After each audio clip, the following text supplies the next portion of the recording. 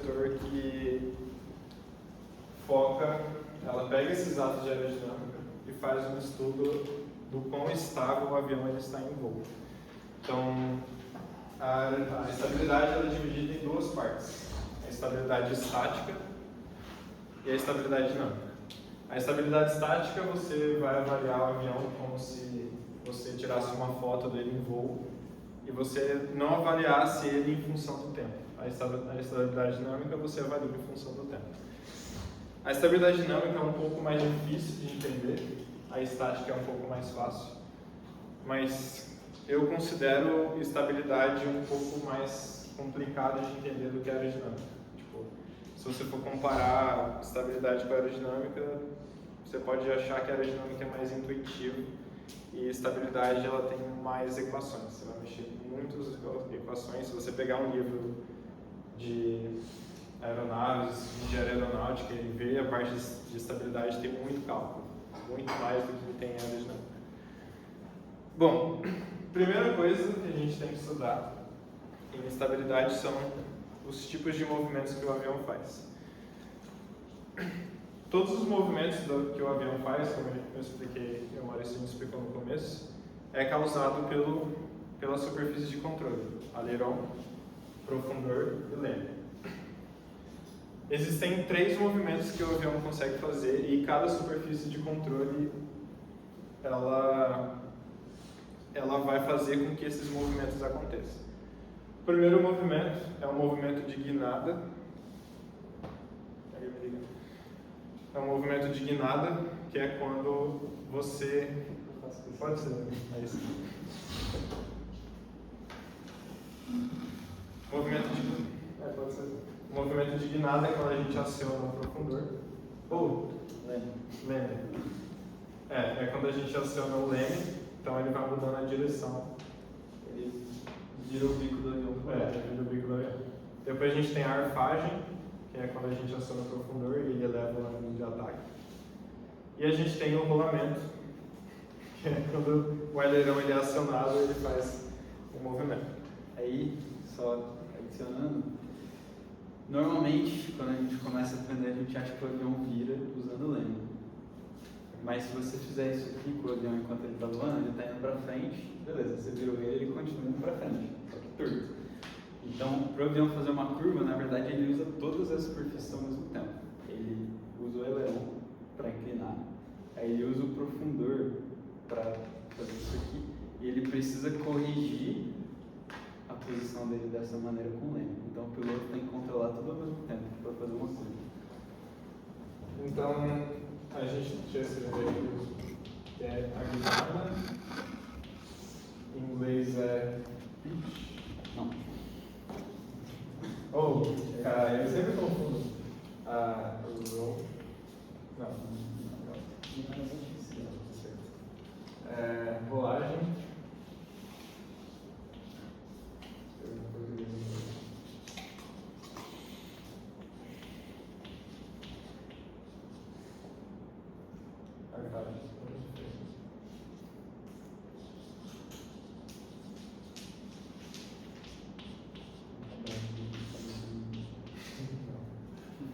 Então a gente tem esses 3 movimentos: guinada em inglês é yaw, rolamento é roll e arfagem é pitch.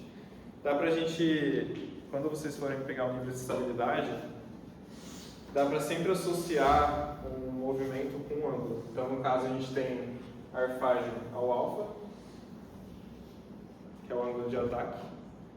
A gente tem um rolamento, que geralmente eles colocam o ângulo phi. Então, por exemplo, o avião, esse aqui é o avião, tem a asa aqui. Então aqui tem um ângulo phi. E a gente tem da guinada, que é a direção,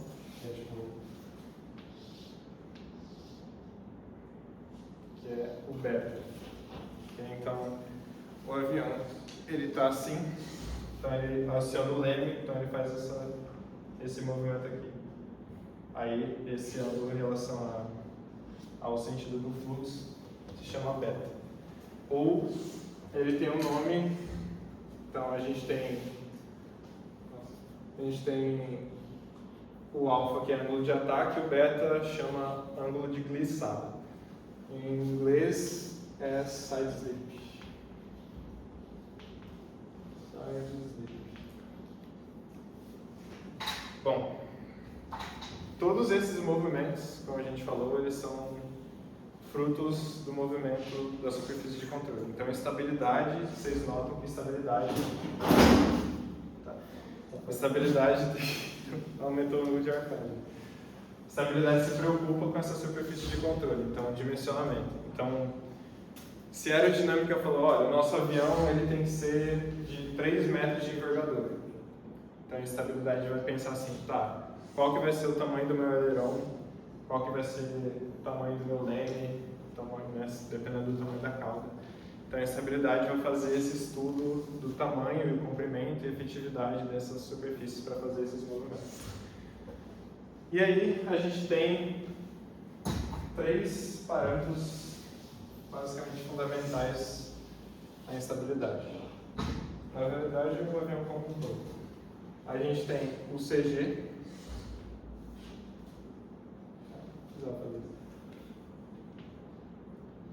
O CG, ele é o centro de gravidade do avião. Né? Todo tipo de objeto tem o CG.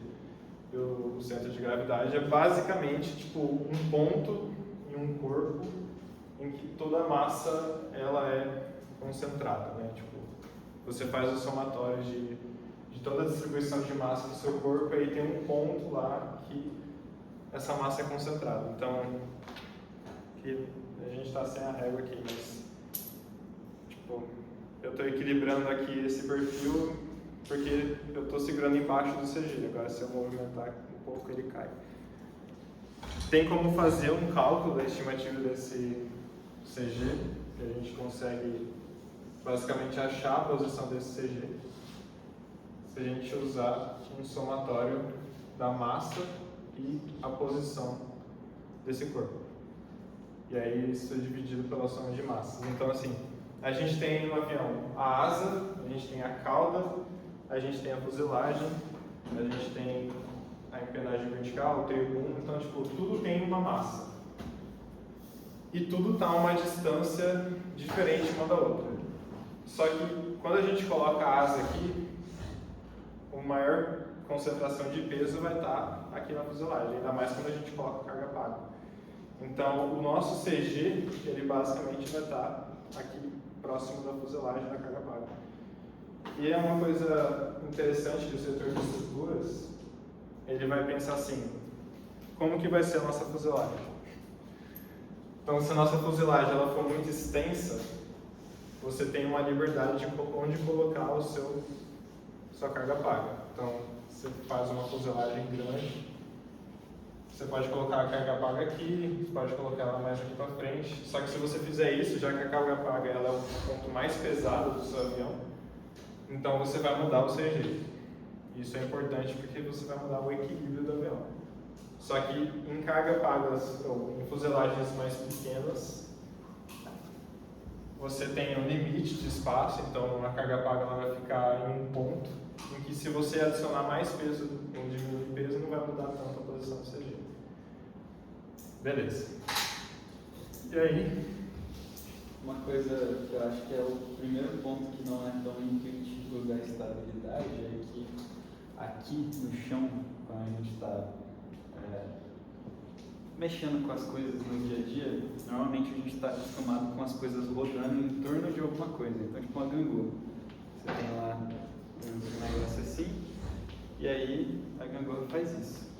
E não importa, tipo, você pode colocar uma pessoa muito mais pesada aqui, uma pessoa mais leve aqui, a gangorra continua rodando em torno do mesmo ponto, porque ela está presa naquele pivô ali.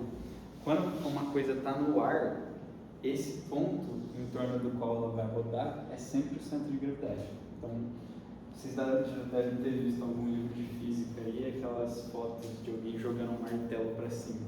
E o martelo roda em torno da cabeça do martelo. O cabo dele faz um movimento maior, porque o centro de gravidade dele está ali naquela parte de metal. Então o avião é a mesma coisa. O avião ele tende a rodar em torno do centro de gravidade. Você não vai conseguir fazer o avião rodar como se ele estivesse, tipo assim, preso pela cauda e eu vou levantar o bico dele assim. Não, ele vai rodar em torno do centro de gravidade. Vai rodar por aqui, sempre. E por isso que é importante aonde está o centro de gravidade. E aí a gente chega em um outro parâmetro que a gente chama de ponto neutro. O ponto neutro, ele é como se fosse uma... Tipo assim, imagina que o avião ele sofra... Na verdade, ele sempre está submetido a diversas forças aqui. É maior, tal.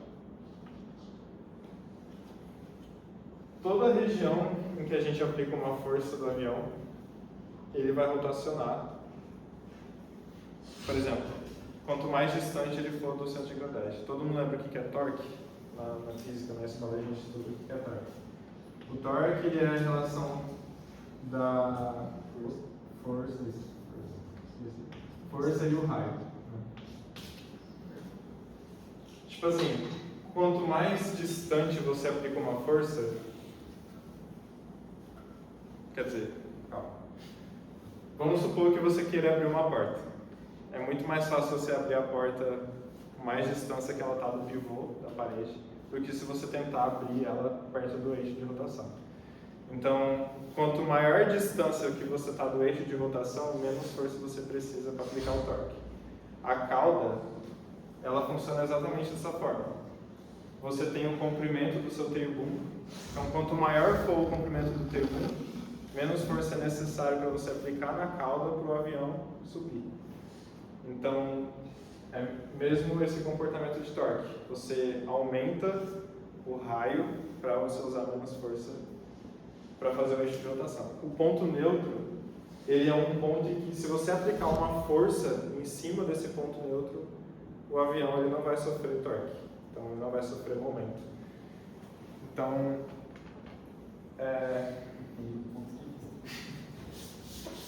se for analisar longitudinalmente.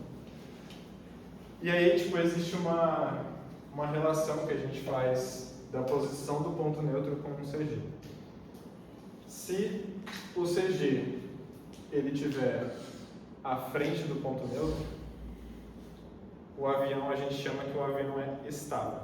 Então, o que é um avião estável? Aí é onde a gente entra num conceito de outro coeficiente. A gente tem um CL, um CD e a gente tem um CM. O CM é o coeficiente de momento. Momento dentro do torque. Tá. Se você pegar o gráfico,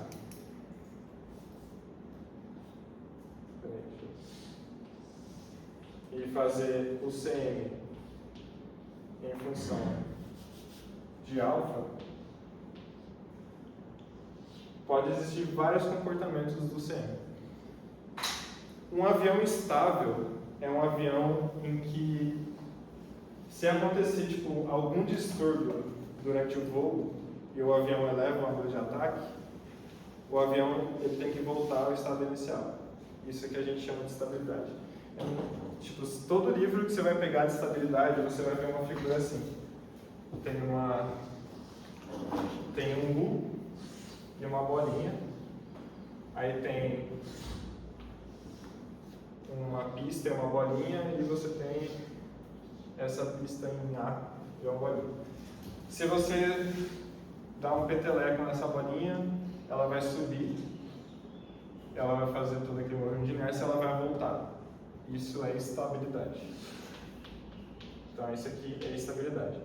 Agora, se você der um peteleco nessa bolinha aqui, ela não vai voltar ao seu estado de origem, ela vai para sempre. Então, se você bater nela aqui, ela não vai parar de andar. Então, a gente chama isso aqui de neutro. E esse aqui, se você der um peteleco, ela não vai voltar ao estado de estabilidade, ela vai sumir. Isso aqui é instabilidade. Então, um avião estável é que, se você acontecer algum distúrbio com ele, ele vai se mexer, mas ele vai voltar ao estado que ele está de voo. Então, se o avião vê alguma frente de ar forte aqui e ele eleva, O avião instável vai fazer com que ele volte ao normal. Um avião neutro é o seguinte: se vem um fluxo de ar, o neutro ele não muda. Então, se vem um fluxo de ar, o avião vai continuar assim. O avião estável ele voltaria. Agora, um avião instável, se vir um fluxo de ar, ele vai começar a subir ainda mais e vai estolar. E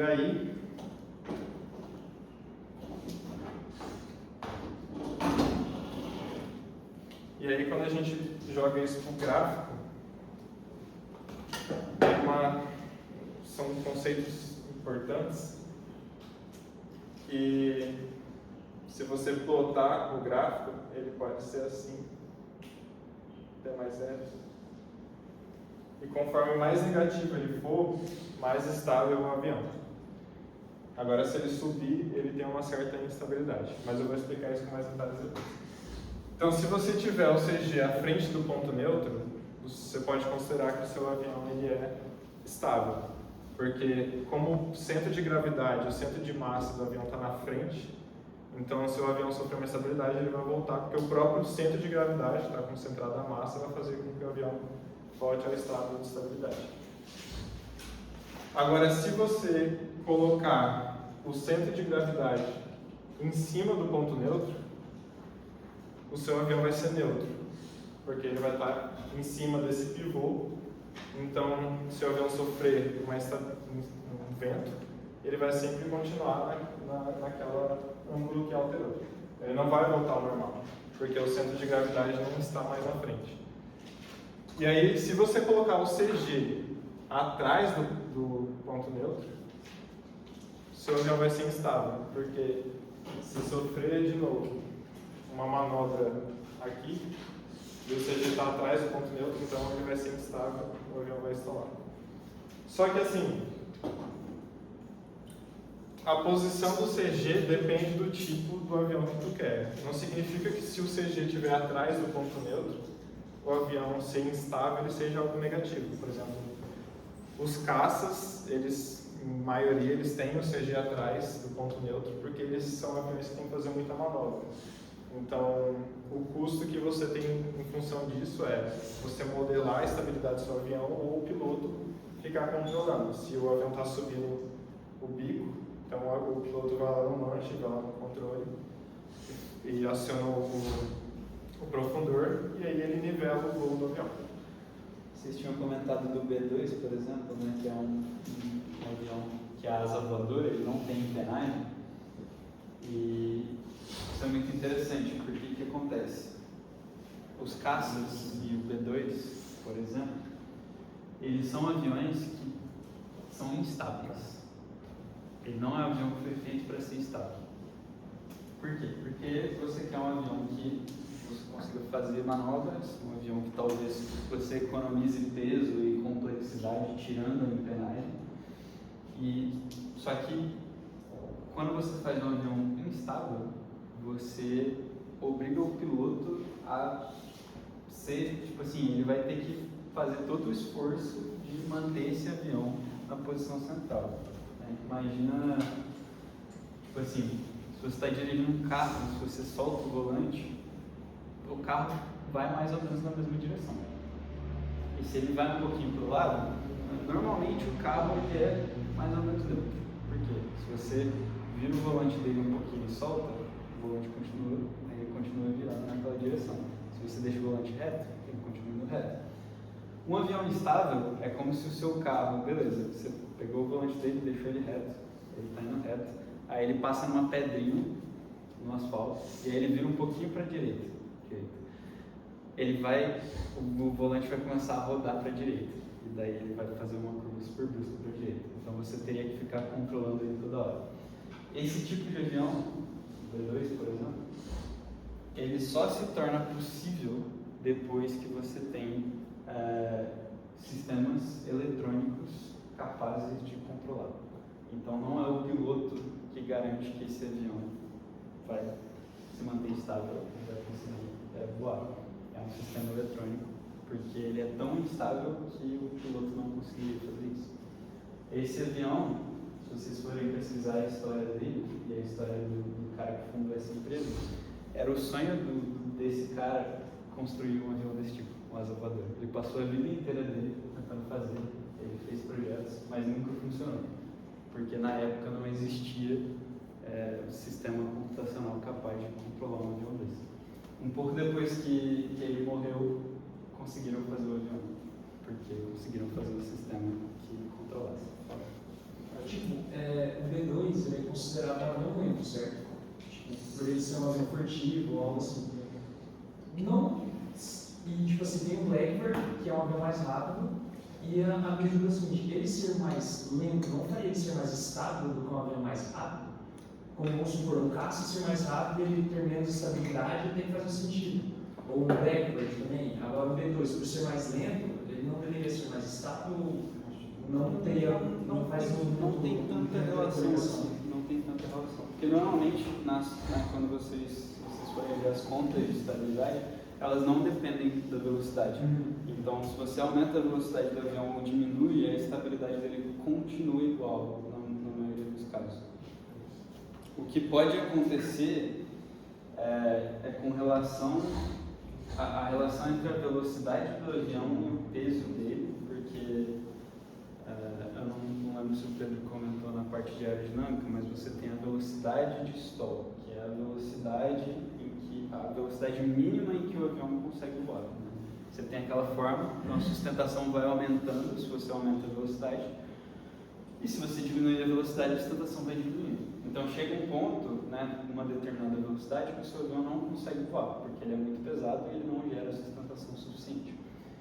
Quando você chega perto dessa velocidade, é como se o avião ficasse, tipo assim, qualquer coisinha faz ele perder sustentação. E aí ele fica mais difícil de controlar.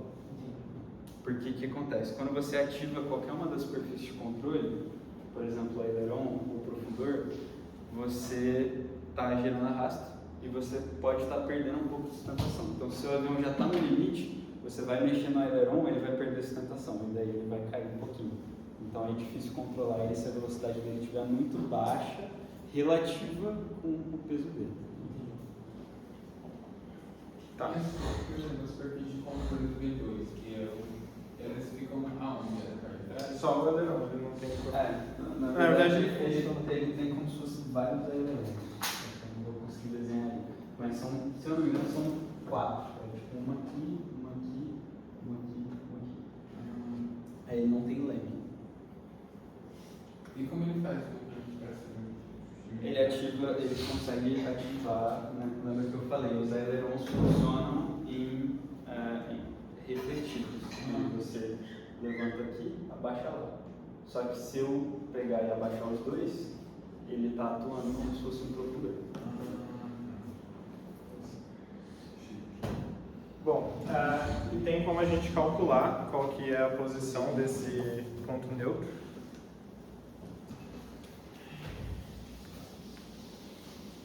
Na verdade uma coisa importante é que existe um parâmetro, um nome, que se dá para a distância do CG com o ponto neutro. A gente chama isso de margem estática. Vocês vão anotar.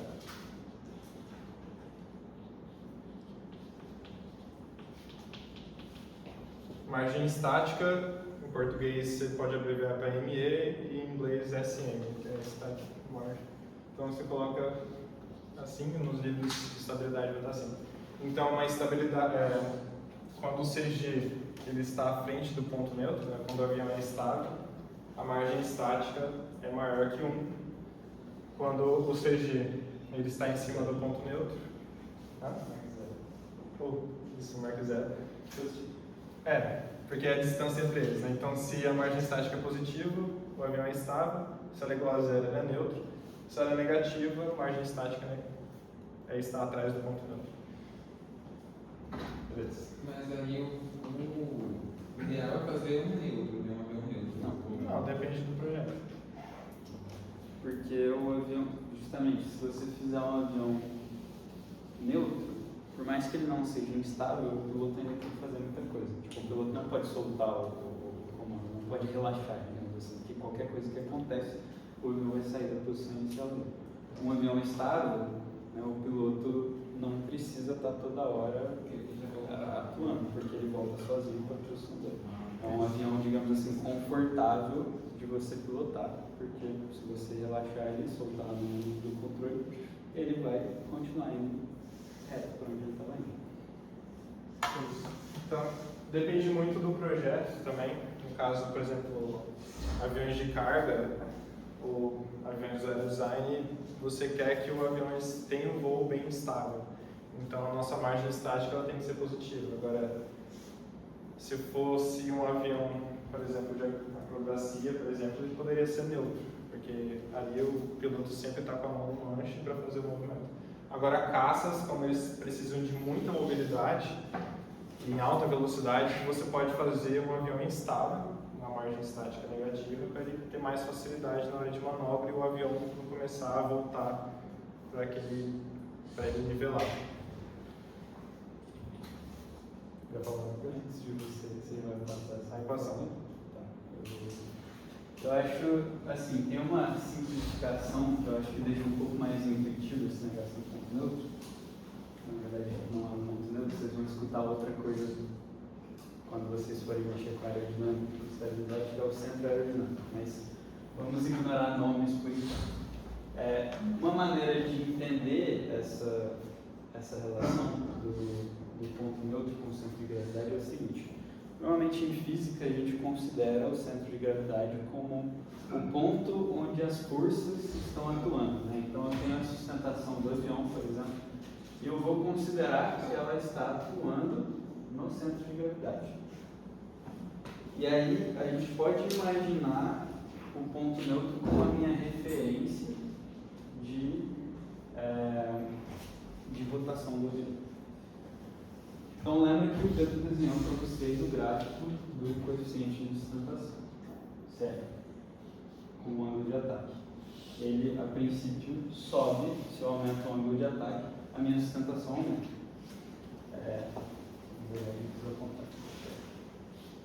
Então, eu vou considerar que a minha sustentação está atuando em cima do ponto neutro. Beleza. Se eu aumento o ângulo de ataque desse avião, a sustentação aumenta. Então, o avião roda em torno do CG e a sustentação é aplicada aqui. Se eu aumento a sustentação, para onde que o meu avião tem de rodar? Eu estou aplicando uma força aqui e ele está preso nesse ponto. Ele vai rodar para cá, certo? Então, eu aumentei o ângulo de ataque, ou seja, eu rodo ele para lá, ele aumenta a sustentação e o fato dele aumentar a sustentação faz com que ele force a rodar para cá. Então esse é um avião estável, ele vai contrariar o movimento. Então se eu subo o bico dele, ele tende a voltar. E se eu abaixo, acontece a mesma coisa. Então se eu abaixo o bico dele, a sustentação diminui, a força que eu tinha para virar para baixo diminui, eu vou para cima. Então ele sempre tende a voltar para essa posição que ele está. Se eu faço o contrário, se o meu CG está aqui, então, quando eu aumento o ângulo de ataque, a minha sustentação aumenta e eu tendo a aumentar o ângulo de ataque. Então, quanto mais eu aumento, mais ele tende a aumentar e isso é um avião instável. Nesse caso, por exemplo, seria difícil escapar do stall, porque você chega no stall, ele tende a continuar aumentando o ângulo de ataque. E aí, alguém tem uma pergunta? De forma geral, isso vai depender também da direção do governo, certo? Se o governo percebe de certa maneira alma. Mais ou menos, o vento pode movimentar o avião, né? Mas ele não vai mudar a estabilidade do avião, ele não vai tornar o avião instável ou estável. O comportamento do avião é justamente serve para isso. Então, se ele for um avião estável e vier uma rajada de vento que tira ele um pouquinho do lugar, ele volta. Se ele for um avião instável, então vem uma rajada de vento, tira ele um pouquinho do lugar e ele tende a continuar saindo daquela posição. Então, acho que uma coisa que eu falo nos notícias vai existir uma duas e uma direção constante, não necessariamente no mesmo ângulo que o chão. A partir do momento que ele alcança uma estabilidade, então manter ele, eu deixar ele paralelo com o chão, tipo, vou ter uma força, ele vai tender a começar. que Ele o que vai tentar acontece? voltar a essa coisa original? Essa estabilidade dele não tem nada a ver com o chão, entendeu? Então, ela tem a ver com o ângulo de ataque, e o ângulo de ataque tem só a ver com a direção do ar. Então, se o meu avião está se movimentando, né, paralelo com o chão, a estabilidade dele vai ter relação com o chão. Mas se ele está indo para cima, eu esqueço o chão. O que importa é a direção do vento. Então o vento está vindo nessa direção. O que ele, né, quando a gente fala de estabilidade, quando eu falo voltar para a posição inicial, eu estou falando do ângulo de ataque. Então, se a minha asa está, né, o avião está indo numa determinada direção. Meu ângulo de ataque, né, o ângulo da asa com o vento é, sei lá, 10 graus. Então, se veio uma rajada de vento e meu avião fez assim, foi para 20 graus, mas ele é um avião estável, meu avião vai voltar. Não importa se eu estou paralelo com o chão, se eu estou indo para cima, se eu estou indo para o lado. Se como os controladores do jogo deixar ele, né, nessa altura de 20 graus, em algum momento ele que vai fixar você está fazendo essa inclinação? Não tem a ver com o tempo que ele passa naquela posição. Ele sempre vai ter, né, o ângulo de ataque em que ele é estável, é fixo. Então você construir o avião vai ser tipo assim, 5 graus é o ângulo de digamos assim, o ângulo primário. Eles nem sabem o que é primário. Digamos assim, o ângulo neutro dele, o ângulo em que ele quer ficar é 5 graus. Não vai depender de para onde ele está indo, qual a situação que ele está. Ele sempre vai querer ficar em 5 graus de ângulo de ataque, não tem nada a ver com o chão em relação ao ar. Então, se ele está se movendo assim, ele quer ficar a 5 graus em relação a isso. Ele está se movendo assim, ele quer ficar a 5 graus em relação a isso.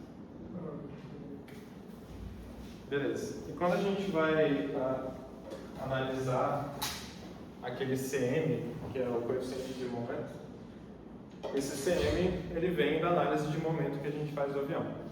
Então, se a gente for pegar aqui o CG e a gente fazer uma análise de forças, a gente tem aqui então a asa e a empenagem. A asa ela tem uma força de sustentação para cima. W vem de wing, asa em inglês, tá? Na literatura vocês vão encontrar assim, sustentação da asa. E, dependendo do seu ângulo de ataque, a sua empenagem também vai gerar uma sustentação. Então você tem uma sustentação LH, não LT, que é de cauda, tail. Então você tem a sustentação da asa, você tem a sustentação da cauda. E aí, essa sustentação ela vai fazer aquele movimento de momento. Você vai aplicar um torque no seu avião. Então, essas forças elas aplicam um torque. Então, a força de sustentação que é gerada pela empenagem vai fazer com que o avião ele rotacione para lá. Então, meio que aqui ele vai ter um momento nessa direção pela cauda. Então, esse momento ele é de acordo com a distância até o centro de gravidade, até o pivô, que é a distância, né, o comprimento da cauda. Então, por isso, essa é a principal função da cauda, é a estabilidade. Porque se você tem uma cauda muito distante, com uma pequena sustentação, você pode fazer com que o avião rotacione e ele seja estável. Então, ele consiga ser nivelado. Então, se o avião, se o piloto lá, no caso, o nosso piloto é o Marcos, ele acionar o profundor, então o avião vai levar o ângulo de ataque, ele vai fazer a arfagem, a força de sustentação da cauda, ela vai fazer uma força restauradora. Então, ela vai fazer com que, naturalmente, o avião ele volte a nivelar e seguir reto. É importante vocês entenderem que a empenagem, ela na verdade tem dois papéis, né? Você tem o comando e você tem uma atuação que ela está fazendo de maneira passiva, né? Se o piloto não mexer na empenagem, ela também está fazendo alguma coisa. Então, o primeiro papel dela é esse. Imagina que ela não tem comando nenhum, ela não mexe, ela só está aqui parada. É fácil entender também aquele mesmo comportamento que eu expliquei para vocês com relação à sustentação da asa. Então, imagina assim, meu avião está nessa posição. Eu aumento o ângulo de ataque. Então, percebam que o ângulo de ataque da empenagem aumentou. O que vai acontecer? Ela vai gerar mais sustentação. Se eu gero uma força para cá, eu não quero fazer isso. Então, se eu aumento o ângulo de ataque, ele tem que diminuir.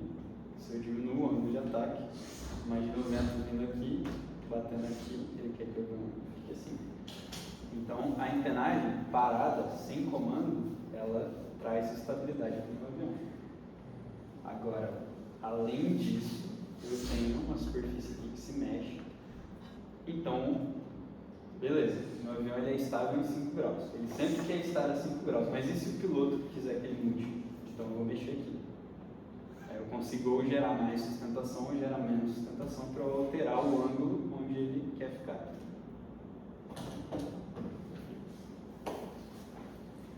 E aí, se a gente for fazer tipo, análise de momento do avião, então aqui a gente tem o LT vezes o outro LT.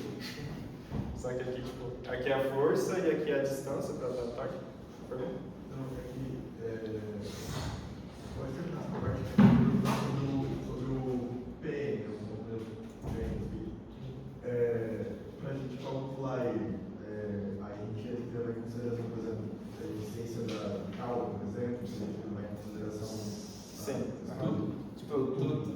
Basicamente tudo do avião. Eu vou mostrar a equação depois. Tipo assim, então, acho que isso aqui compensa mostrar aqui. Deixa eu ver de que eu escrever.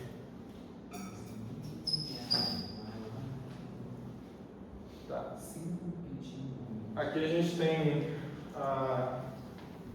o momento de cada parte do avião. Então, aqui a gente tem a parte da cauda, LT vezes LT. Aqui a gente tem a parte da asa, que é a asa, ela tem a força de sustentação da asa e ela está a uma distância do centro de gravidade. Então, tipo assim, a força de sustentação, como o Mário explicou, ela não vem em cima do ponto do CG. Ela vem em cima do centro aerodinâmico. Então, se o centro aerodinâmico está a uma certa distância do CG, então, como o pivô do avião é o CG, então você tem que fazer tipo uma subtração da distância do CG menos o centro aerodinâmico. E aí você tem o raio em relação à força de sustentação. Então, você tem um momento gerado pela cauda, você tem um momento gerado pela asa. E aí você leva em consideração também a corda, que é qual que é o comprimento da corda do seu avião. E esse M0 Seria o momento da asa que não tem nada a ver com sustentação. É o momento lateral. Então a gente tem, se a gente fizer igualar isso, a gente tem o momento do nosso avião. Se a gente dividir isso por 1 sobre a pressão dinâmica, a gente dividir tudo isso pela pressão dinâmica, a gente obtém o CM. Que a gente obtém aqueles coeficientes. Na verdade, a sustentação, o arrasto e o momento, se você dividir pela pressão dinâmica, você tem os coeficientes que são adimensionais. Então, eles não têm unidade. Então, o CM, ele vem dessa equação. Então, você considera o CM natural da asa, da sustentação e da força de restauração da empenagem. Só que, quando você divide essa força de sustentação da empenagem pela pressão dinâmica, você chega em uma equação, um termo chamado volume de cauda. É um VT, é uma versão assim, volume de cauda. E ele tem essas equações aqui. Então, você tem o volume de cauda da empenagem horizontal e da empenagem vertical. Então, horizontal e vertical. No caso da horizontal, você leva em conta qual é a envergadura dela Então, deixa eu escrever aqui. Então aqui você tem a empenagem horizontal, então você leva em conta o tamanho, o comprimento dela,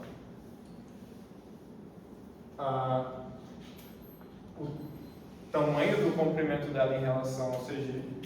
Isso você divide pela envergadura da asa e a corda. E você tem esse volume de cauda horizontal. Mesma coisa é para a vertical. O que esse volume de cauda diz? Ele diz o quão eficiente é a sua empenagem. Então você pode fazer um plot, assim, tipo, um trade-off, né, para você ver qual é a melhor configuração do tamanho do seu volume de cauda.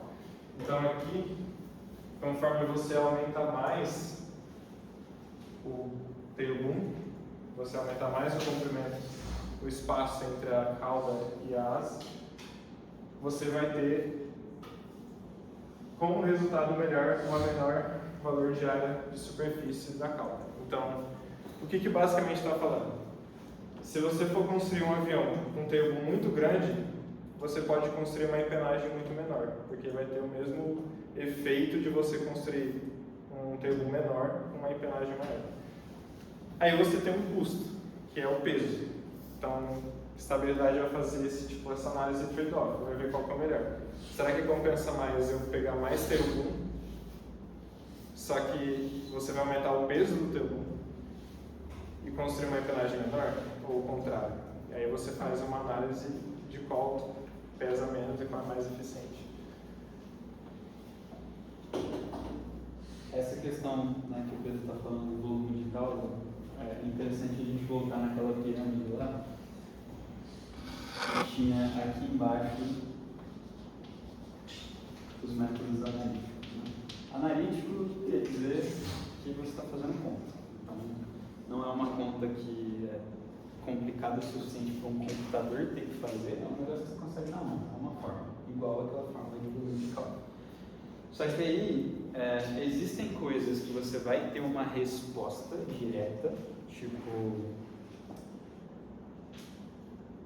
Não consigo passar no exemplo agora, mas... Vamos supor, eu quero calcular a sustentação. O Pedro mostrou para vocês a fórmula da sustentação, que é algo assim. Se eu tenho todos esses valores, eu vou chegar numa resposta de qual é a minha sustentação. Beleza. Só que, se eu quero tomar uma decisão no meu projeto, igual o volume de cauda, eu quero saber qual que é o tamanho que vai ter que ser a minha empenagem. Então, eu sei a fórmula do volume de cauda, eu sei calcular, mas qual que eu preciso? Qual que é o volume de cauda ideal? E aí eu saio de uma coisa que é puramente analítica, ou seja, eu tenho uma fórmula que vai me dar a resposta, para um negócio que a gente chama de semi-empírico, que é, basicamente, quando a gente fala empírico, a gente está falando de experimentos na vida real. Só que, nesse caso, a gente está falando de experimentos que alguém fez, que outra pessoa fez, e aí essa pessoa pegou os resultados desses experimentos e chegou numa conclusão.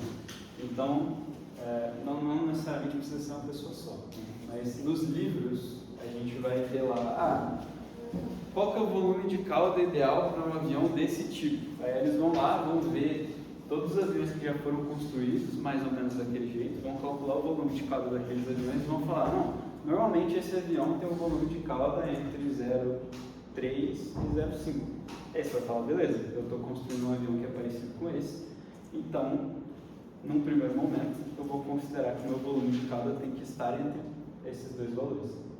Esse é um método semi-empírico. Então, é um método analítico que eu estou usando como referência uma história, um histórico de aviões que já foram feitos, para eu ter um valor de base. E daí entra naquilo que você tinha perguntado. Como que eu vou começar o projeto se eu não tenho informação de mais ninguém? Você olha, você usa esses métodos semi-empíricos. Então, você vai ter um histórico. Alguém já fez um avião que funciona, que é mais ou menos parecido com o meu, então eu vou começar usando essas aproximações. E o volume de cauda é uma delas. Então, em estabilidade, antes de você fazer todas as contas mais complexas, de você entender o comportamento do seu avião, etc., você consegue chutar, né, aproximar um tamanho de empenagem só usando o volume de cauda.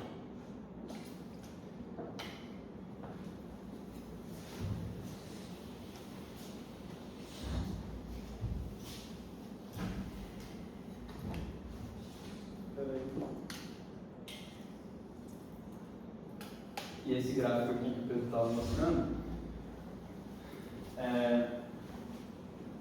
ele está considerando que você já escolheu esse valor. Então, se você tem um objetivo, né? Eu quero um volume de cauda de 0,5. Então, essa é aqui. Então, beleza. Se esse é meu objetivo, eu posso escolher a área, então o tamanho da minha superfície e o tamanho do teu volume.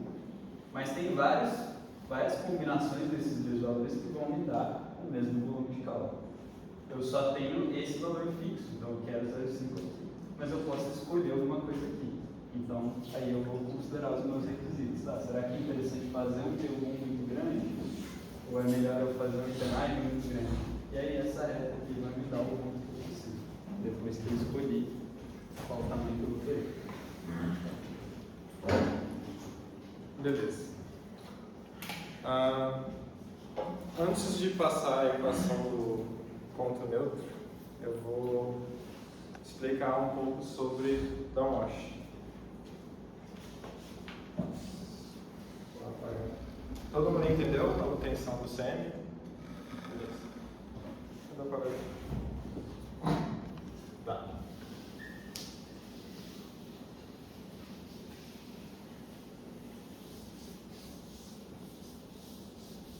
Beleza. Então, o downwash é aquele efeito que acontece daquele fluxo de ar passando embaixo. Eu vou ter que colocar a imagem de novo. Que é esse efeito aqui. O downwash, esse fluxo de ar vai chegar na cauda do avião e a cauda ela vai sentir isso. Então, o ângulo real do avião você tem que considerar a alteração que o downwash vai fazer. Então, por exemplo, o ângulo do avião é alfa, ele inclinou alfa. Só que aí esse downwash ele vai chegar na empenagem e vai bater na empenagem. E aí, igual o Maurício tinha explicado, né, sobre o ângulo de ataque que isso vai afetar. Então, o ângulo real do avião, você tem que considerar esse efeito de downwash. Então, o ângulo efetivo, igual o Maurício tinha colocado, é o ângulo da asa menos o efeito do downwash. E esse efeito do downwash, ele tem uma equação para isso. Como eu estou com preguiça de escrever, eu vou mostrar aqui. Aqui a gente tem a equação do downwash. Essa aqui é uma equação, acho que semi-empírica, talvez. E ela tem esses pacotes, né, 4,44 vezes Ka, K lambda e KH. E aqui eu pus essa letra aqui, é o influenciamento da asa, estou explicando para isso. O Ka é o efeito da asa.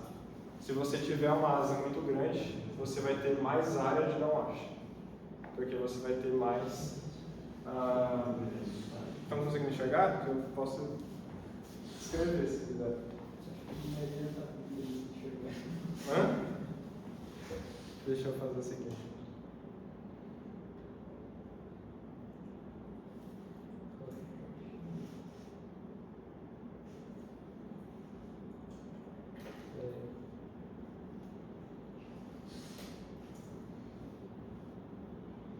Tá.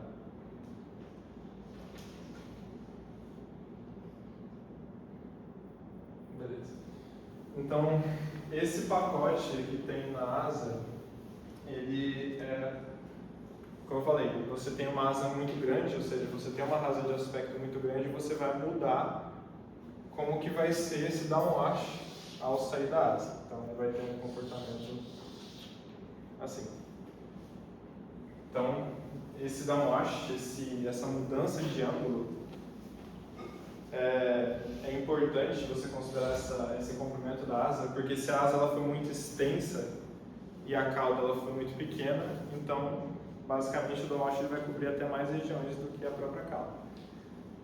O K lambda é o afilamento da asa, porque se você mudar o afilamento da asa, você muda a distribuição de sustentação. Então, se você tem um avião com afilamento muito alto, você vai aumentar a sustentação na ponta da asa. Então, ele vai estar basicamente aqui. Então, a cauda, ela vai sentir, dependendo do tamanho dela, o efeito do afilamento. Então, se vai ser um arrasto maior na ponta, o downwash ele vai chegar com mais intensidade em uma região da empenagem. E a gente tem o KH, que é o pacote do tamanho da empenagem e o tamanho do comprimento da empenagem. Então, você tem o comprimento do tail boom. Então, se o tail boom está mais distante, o downwash ele vai chegar com menor intensidade. Além disso, isso vai mudar também, porque se você tiver um tail boom muito grande, você vai precisar de uma menor força para o downwash afetar o avião, né? Porque aí, igual aquilo que eu falei do torque, você está a uma distância maior, você precisa de uma força menor para o avião mudar o ângulo de ataque. E esse cosseno aqui dentro, ele é sobre inflechamento de asa. Inflechamento de asa, em inglês é sweep.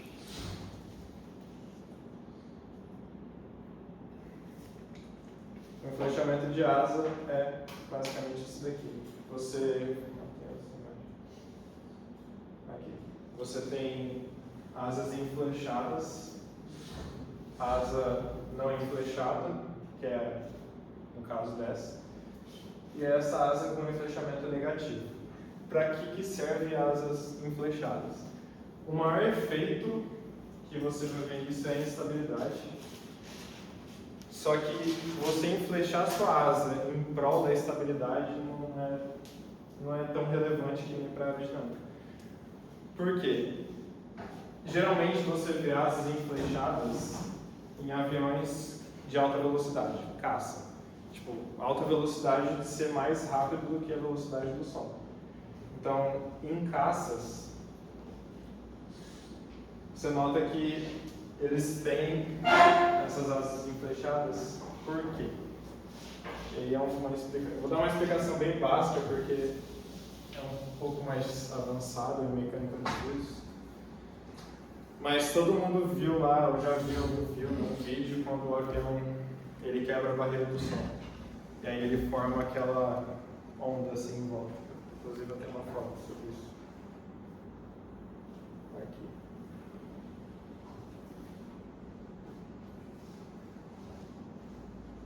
Tá, não sei se todo mundo vai conseguir ver, mas essa região aqui é essa barreira de som que a gente chama. Quando você faz o inflechamento, você está mudando aonde essa barreira ela começa. Porque se você não mudar o inflechamento, o que acontece? Quando o seu avião ele tem alta velocidade, a asa está colidindo com o ar e ela vai bater aqui. Em mecânica dos fluidos a gente chama isso de ponto de estagnação, uma região de muita pressão. Se você está em alta velocidade, é como se essa barreira que acontece por conta de mudança de pressão, ela começaria aqui na asa. E isso é ruim, porque essa barreira, ela na verdade não é algo bonito de se ver, mas é algo muito negativo para o avião, porque você cria uma região de arrasto aqui imenso. Porque o ar ele vai chegar aqui, ele vai chegar nessa barreira, ele vai sentir como se isso fosse uma parede. Então isso vai dar uma criação de arrasto muito grande. Se você inflechar a sua asa, você vai meio que antecipar aonde essa barreira do som ela vai começar. Então, se você inflechar ela, essa barreira ela vai começar mais na ponta e isso não vai afetar a estabilidade do avião. Se você não inflechar, você vai fazer com que essa barreira chegue na frente e vai fazer com que o avião ele capote, basicamente. Então, esse é o efeito do inflechamento que eu estava mostrando aqui. Então, dependendo do inflechamento da sua asa, você vai mudar também a distribuição de sustentação. Então, você vai mudar a distribuição de downwash que vai chegar na cauda. É por isso que o F14 ele sobe com a asa. Isso, exato. O velocidade eles deixam inflechamento. Isso, e o F14, Ah, faço isso. O F-14, para quem não sabe, ele é um caça norte-americano que ele consegue mudar em voo o flechamento da asa. Então, aqui ela está com flechamento e aí, quando ele quer voar em baixa velocidade, ele abre o flechamento. Então, isso ajuda porque se você voar com uma asa enflechada, você vai ter um arrasto menor. Então, só que se seu avião ele for sem flechamento, tipo reto, a sua asa, você vai ter mais arrasto. Então, não compensa você voar em alta velocidade com a asa não enflechada, porque você vai gastar mais combustível. E o caça, todo o projeto de avião, você tem que fazer com que ele tenha um certo menor peso para não ter mais gasto. Então, se você não enflechar sua asa, você vai fazer com que o seu avião consuma mais combustível. Mas, no aerodesign, a gente não precisa se preocupar com isso. Porque o avião não vai andar tão rápido assim. Mas é só que no downwash tenha esse efeito. Tá. Então, todo mundo entendeu o downwash, o efeito que ele causa. E aí, entendendo o downwash, a gente muda um pouco a equação lá de momento. A equação lá de momento, ela tinha aquele pacote da cauda, o pacote da asa, só que para a cauda a gente tem que considerar o downwash. Então, a equação, ela fica assim. Aqui, no caso, tem o pacote da asa, e aqui é todo o pacote de engrenagem com o efeito de downwash.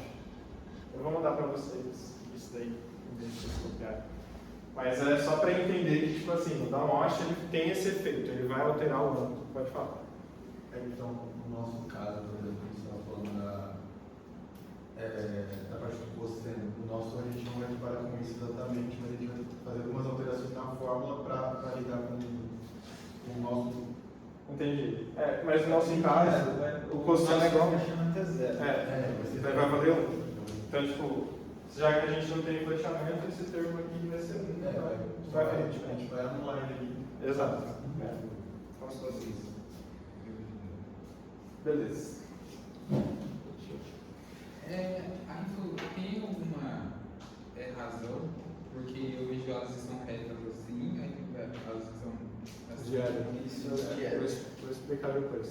Mas o diedro, o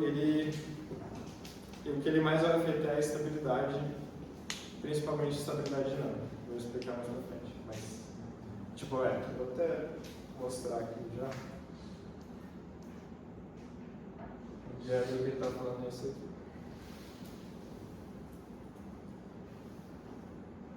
Existem aviões que têm diedro neutro, como é o caso nosso, as asas são retas.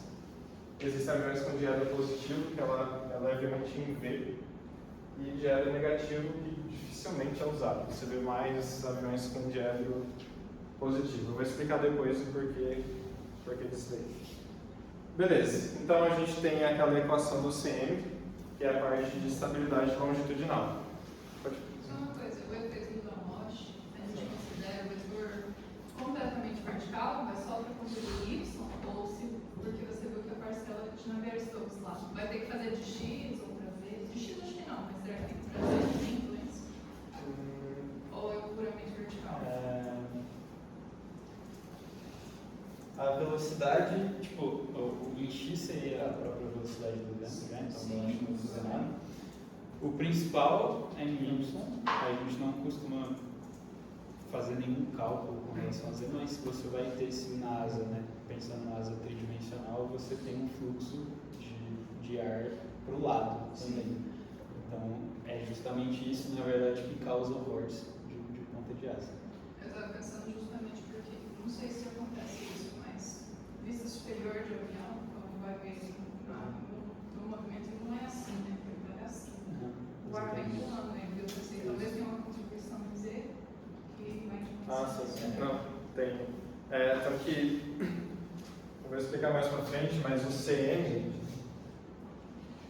ele é um componente longitudinal. Longitudinal é essa vista do avião. Essa vista superior, que é com o movimento de nada, é o CN. E ele é em função de beta, porque beta é o ângulo de glissado. Eu vou explicar isso mais pra frente, mas tem influência, principalmente na cauda.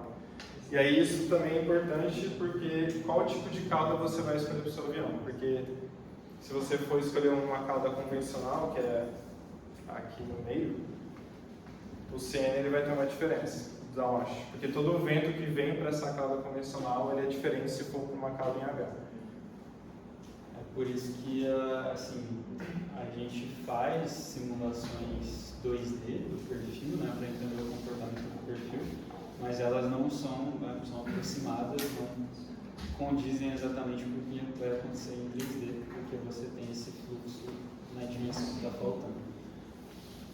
Perfeito. Então, a gente terminou aqui estabilidade longitudinal, que é essa vista aqui. Agora a gente vai para estabilidade lateral. Lateral é como se a gente estivesse avaliando um avião assim. O avião está fazendo um rolamento. Então, na lateral, a gente, como eu tinha falado, a gente se preocupa com o ângulo φ. E na estabilidade direcional, que a gente vê no avião de cima, com o ângulo beta, o avião está assim.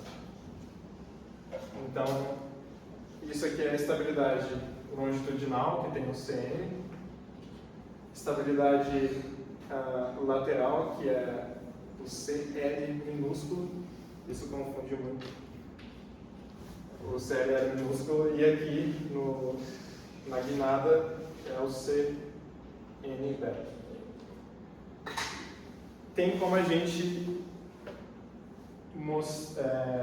saber se um avião ele é estável ou instável se a gente conseguir plotar isso daqui.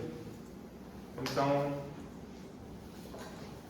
se a gente desenhar o gráfico de novo do CM, aqui está o alfa e aqui está o CM. Já eu vou escrever isso aqui. Um avião ele é estável se ele faz com que ele volte àquela posição inicial de nivelar. Isso é uma condição quando o CM ele é negativo. Então, se você fizer uma derivada disso aqui, é como se você estivesse analisando o CM em relação a alfa, ele fosse menor que zero. Então, o comportamento gráfico do CM ele teria que ser negativo, porque se você aumentar o ângulo de ataque, o CM tem que ser mais negativo ainda. Então, tipo, se você levar o ângulo de ataque, que é inclinar mais o avião, o CM tem que ser muito negativo para fazer com que ele volte. A questão do CM negativo e positivo é uma convenção, basicamente, mas porque lá na física, tipo, alguns professores vão falar assim, considera tudo que vai para sentido anti-horário positivo ou sentido negativo, sentido horário. Então, no caso aqui, é em relação ao sentido para fazer com que o avião volte, ele faça um movimento assim, para fazer com que o avião ele fique estável. Então, o CM ele é negativo, se o avião é estável. Se o avião é neutro, ele vai ter esse comportamento, uma constante, porque se você movimentar o avião, ele sempre vai continuar para aquela direção. E o avião é instável se ele for esse comportamento do gráfico, ele for de baixo para cima. Porque quanto maior o alfa, você vai fazer com que o avião ele ganhe momento para subir. Então isso é instável. Então, quando vocês fizerem futuramente estudo de aerodinâmica do avião, vocês vão poder plotar isso.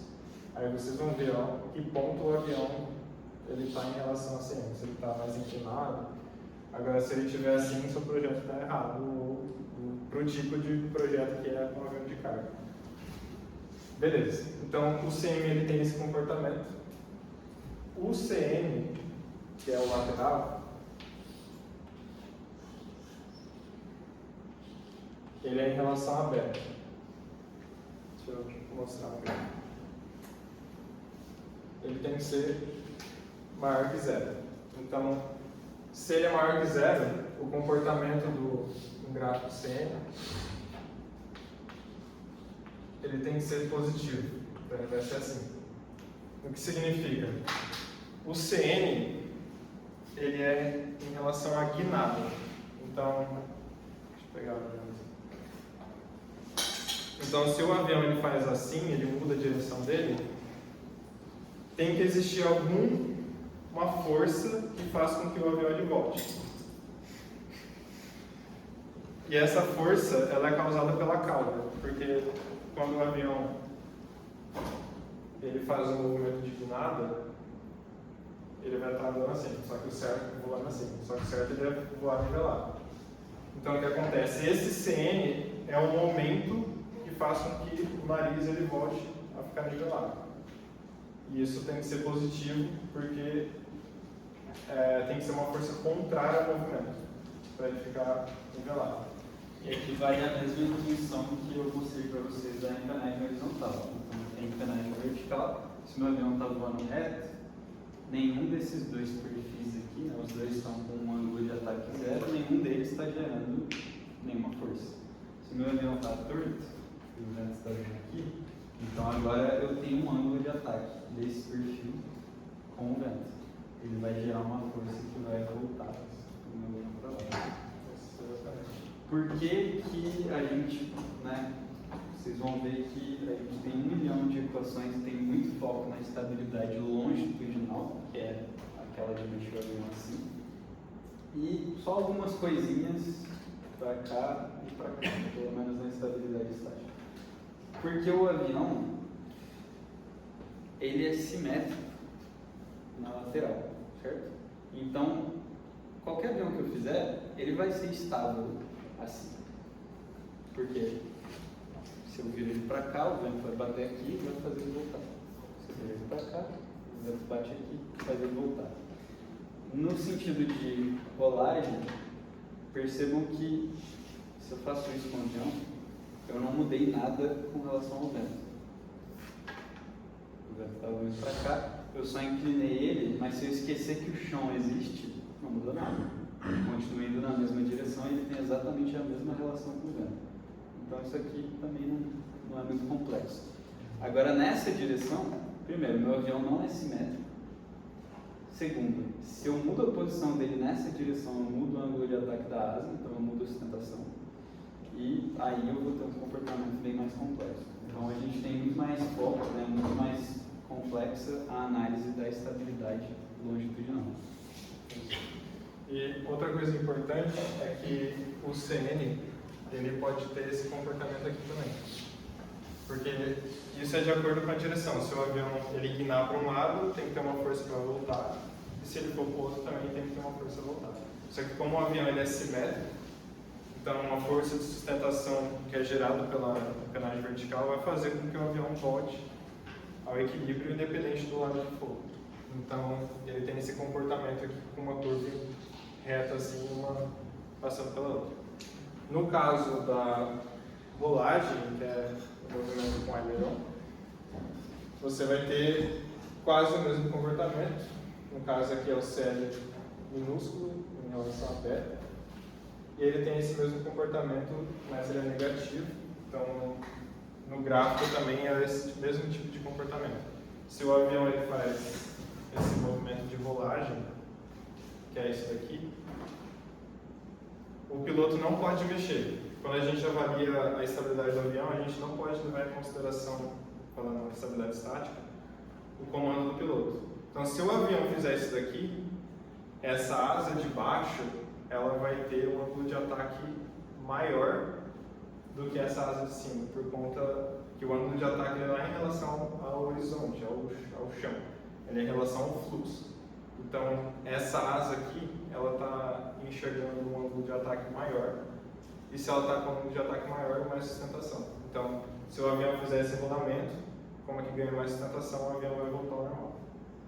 Então, se isso acontecer, o avião é instável. Um avião instável seria o seguinte: se você fizesse assim, ele tenderia a piorar e cair.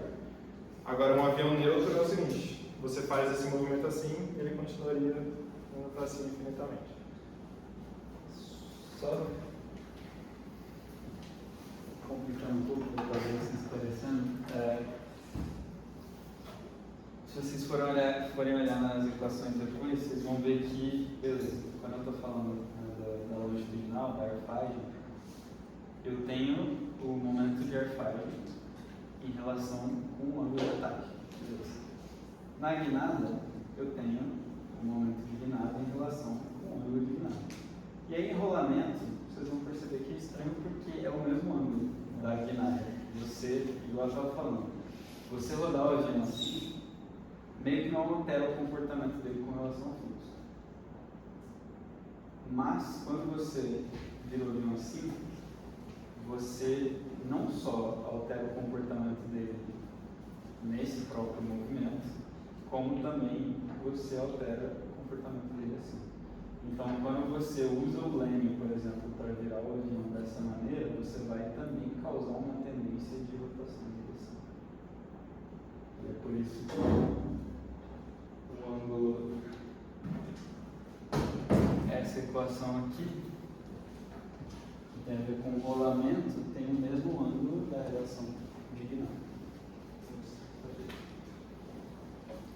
tem alguma dúvida em relação à estabilidade estática? Só depois? Beleza, o mais importante no começo em estabilidade estática é entender em que condição o avião é estável. O CM é negativo, para ele restaurar o avião. O CN e o CL, você vai estudar uma forma de... O que você precisa entender é o quê? Se o avião fez um movimento, ele tem que voltar naturalmente para o estado. E aí isso tudo vai depender das equações de estabilidade e dos dados de aerodinâmica. Beleza. Uma coisa do ponto neutro, que é para explicar aqui, que a gente tinha perguntado ali, é que a equação do ponto neutro... Não vai dar para enxergar. Deixa eu tirar um...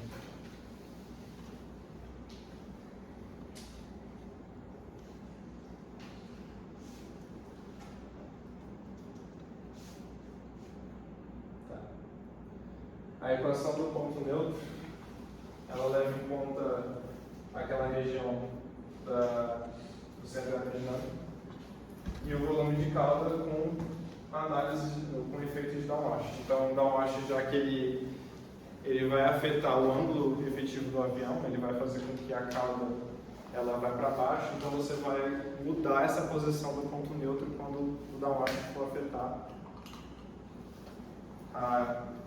o ângulo de ataque do avião.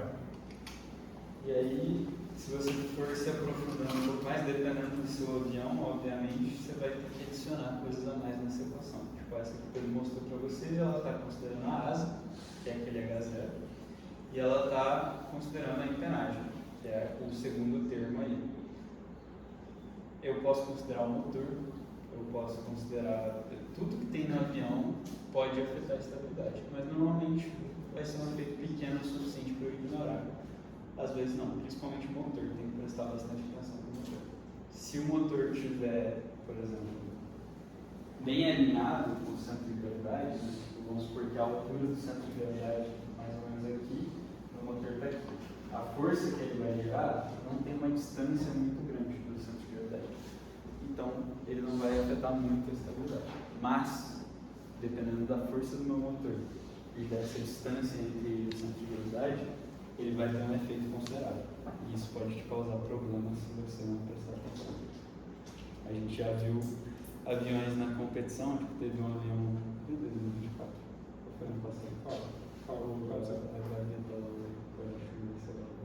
O outro, 2024. Em 2024 tinha um avião de uma equipe que era bem estranho, tipo, era um avião biplano com as coisas. Mas parece que aconteceu isso. Eles meio que esqueceram de considerar muito bem o motor.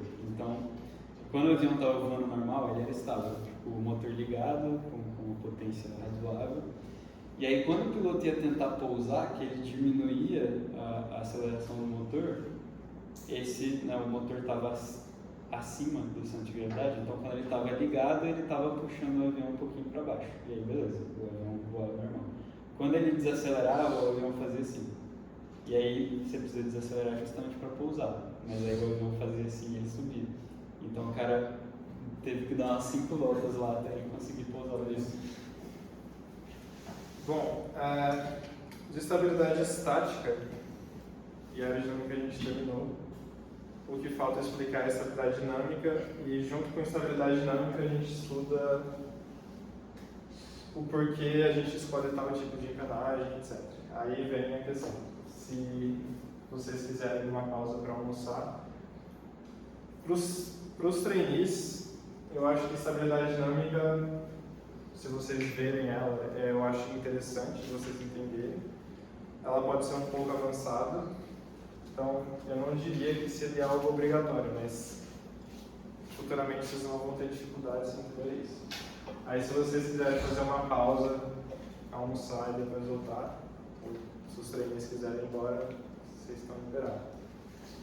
A gente já perdeu a oportunidade de ir embora. Tá, então vocês querem almoçar e voltar e até o próximo ano? Vocês querem Cara, eu acho que dá pra colocar até o próximo projeção 1h40. Tá, mas vocês querem almoçar primeiro? Ergue o braço aí. Aí eu acho que se for almoçar e voltar, eu vou dormir. Tá, A gente vai almoçar de panqueca. O quê? De panqueca. Ah, então então fecha que horas? Não, fecha. Hã? É. Durante a semana, né? Sábado eu acho que sábado fecha mais. Ah, então.